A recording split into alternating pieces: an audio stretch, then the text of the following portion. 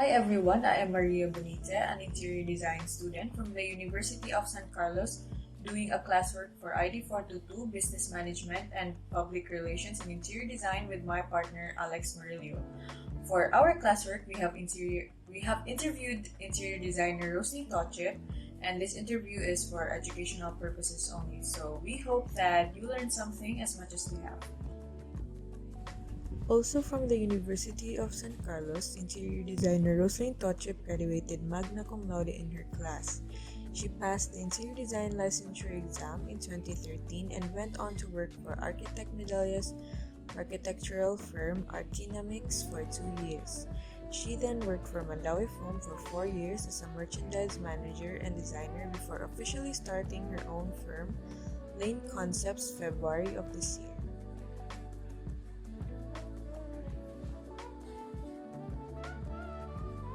Hi, Miss. Good morning. Hi, good morning. Okay, so for the questions, Mariyah will start. Our first question, Miss, is among all the professions, why did you choose interior design?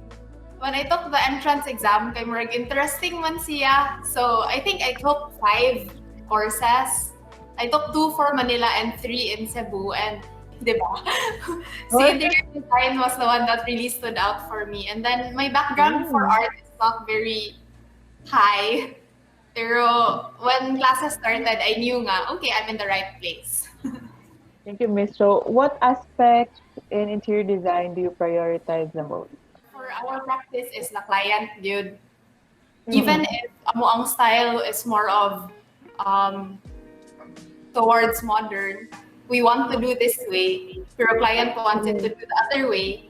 Either ato ang i-convince si client nga our recommended solution is better, or daog yun si client. Because at the end of the day, serving man ato ang client. Service-oriented man ta nga profession. You mentioned your design style, Miss, is more on modern. A lot of people will say it's very common ang modern, but our style is very architectural interiors because ang first yun nga gitrabahuan was an architectural firm, kang Architect Medallia, and then they regarded interiors in a very architectural way. And then what I found lang was, if you do that, mas you are able to set yourself aside apart from mga interior decorators. Nan good. Sa mga philosophy nimo kung sa unahon nimo i-prioritize? It's just 3 words: service, business, and design. Service, because we are service-oriented, so that's for our clients. Jud, honestly, bahalag manawag akong client og 9:30 p.m. tubagon gyapon na nako. So service. The second priorities of ato ang firm, si Lane Concepts, is we would like to serve more creative solutions. I'm sure you'll hear that from many firms, but we're trying to set ourselves apart ng yun. So why will client choose Lane Concepts? Because ani ilang style, lahi gini sila style, something like that. And then the third is business. Business is important because common notion sa mga interior designers is tigasto, tigpa-social, tigpa-nindo, tig-ana. But we have to keep in mind all the time, or this is how we treat our clients, Jud nga. We have to remember that it's our clients at the end of the day. We have to take in mind kat nang consider gyud ang business nga how do we make this nindot pero maka-ROI siya in how long?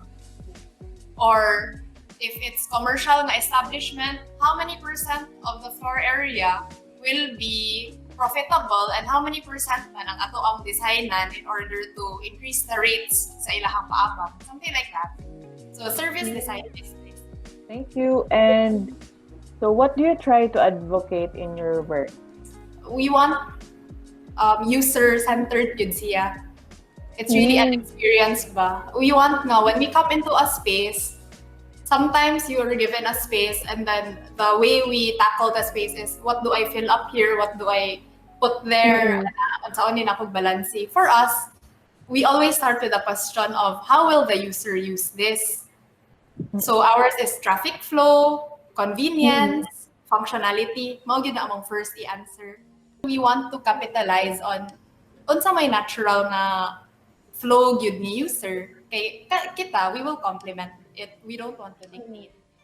Alright. Next question, Miss, is how did you become who you are right now? What was your turning point? What was the turning point of your life? Very linear lang siya ka path. After high school, take ko exams, nakasulod ko interior design, graduate ko, take ko exam, what's next? O, di ba, ibang panindigan. But along the way, you find out what you like and what you don't. Mura ni siya med ba nga? While you're studying med, you already have an idea what you want to specialize in. So while you're still in 4th year, you have to figure out also what kind of interior designer will I be. And then for me, I was always kind of architecture centered. How did you start in this profession, Miss? I worked good for the architectural firm, and most of the time kay word of mouth. So kato mga kailas ako mga tita-tita, magpa-decorate. It's like living by yourself. You also figure out na you as a person, as a designer without a team, how do you address man sa your problems?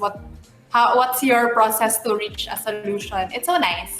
The most important thing is ni salig sila. No one started Lane Concepts, Miss, just last year. Lane Concepts was always around. It's the sideline thing. So, pero officially, it started February this year. Now, Miss, how do you deal with your clients, especially karon murag daghan ng adjustments sa business na procedures, sa unsay inyong usual na routine sa business? How do you deal with your clients? But ako ang approach to clients is really to make them feel comfortable. At the end of the day, as long as they are satisfied, okay ra. Ganahan ko nga we establish a relationship with our clients nga dili lang nga basta gabayad mo na ko mo na ni akong trabaho. If you treat your clients as actual friends, siguro you have a higher rate of satisfaction when you are done with the project. How is your design studio different from others, man? I think it's a matter of priorities and na. How we are mostly different, I think, is our approach to it. It's how we give our solutions, because mo study man gid mi sa architectural, because actually akong partner is an architect. So we study architectural, so even the plumbing, mga ECE, ingana tun-an na mo. Why? Because it will make the user experience, which is our pinaka goal, it will help man our user experience. Siya mo streamline ba? So all these kana as ibutang CCTV, as a outlet, and we're very strict with that. I think a lot of interior designers are the same. What are the difficulties in running a firm? The firm I've worked with before, it's Hermie overtime. Kay kulang man mo. Right now also, gamay raman mi. The thing with it is, it's really the time. So sa high client, kay one day before, asa na to ang kuan, and then you're still working on something else nga naka-schedule una. So it's important nga you really limit your work hours. Focus on that time you're supposed to work. Don't be ka na, I have to work 24 hours a day. Di na siya pwede. You're gonna end up yielding work worth half a day. So sige mong rush ana. So the best thing you can do, I think, is from the start of the project, sabtun na nimo ang project from all angles. Or if anything comes up, dali ra kay ka nga, okay, this project switch sa to the project B. Switch na sa to project C. Dali ra kayo, dili ka maka-adjust na sad. You just know your project. Yes, kanan ka o mag-consult ka o other professionals. How do you work with them man po? That's where I feel like interior design is alkansi kayo ta.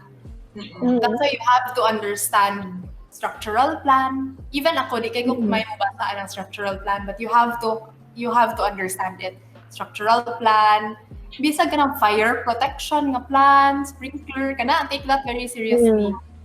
All of these ECE, plumbing, you have to have an idea, because when you get to site, you have the architect, you have the engineer, they're so used to working together. And then you come in as an interior designer and you know nothing.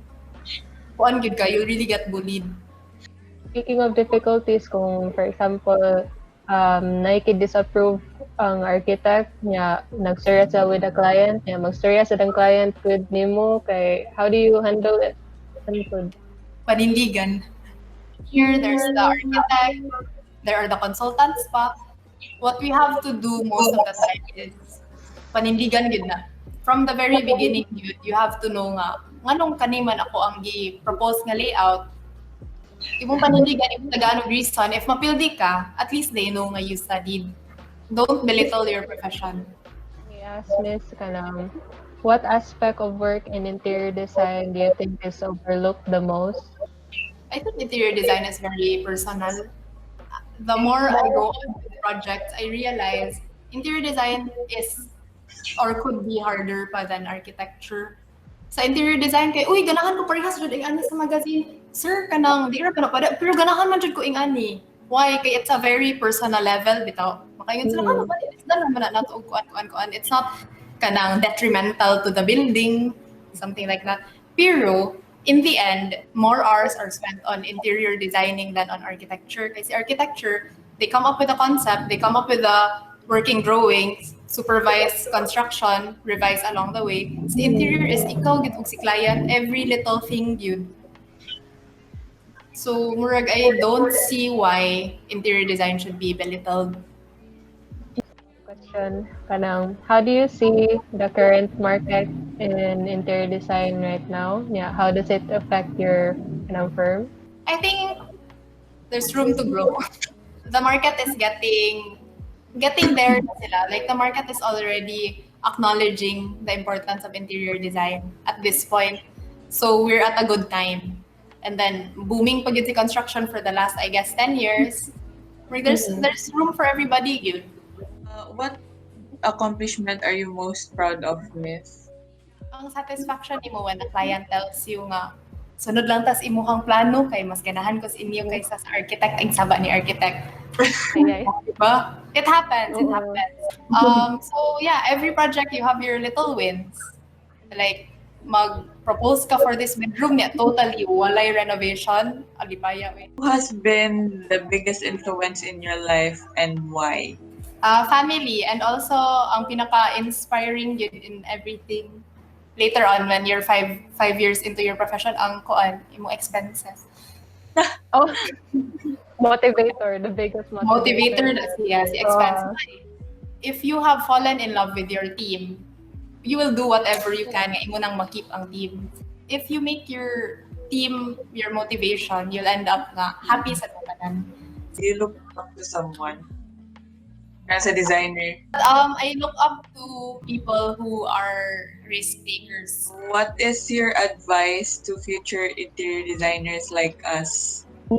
If you know how important your profession is, kay it will give you more strength. If you know what you bring to the table, then mas maayo sad ang imong ma-serve. But if they're not confident in you because you're not confident in yourself, then good luck na lang.